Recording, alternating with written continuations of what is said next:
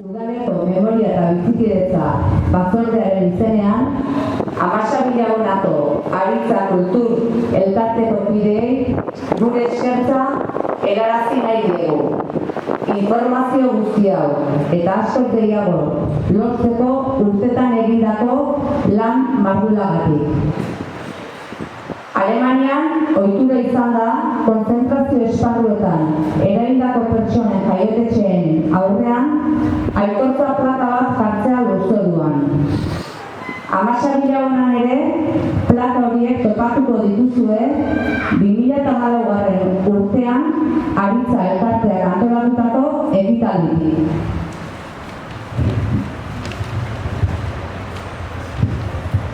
Orain, lehenik Alberto Bradforden jaiotetxearen kale nagusiko 9. zenbakira abiatuko gara. Eta ondoren, Adolfo Lozanoren jaiotetxearen kale nagusia 57. Bertan, lore eskaintzak egingo dizkiegu. Eta danoi animatzen zaitue, gurekin, danotetarrekin bertaratzea. Eskerrik asko.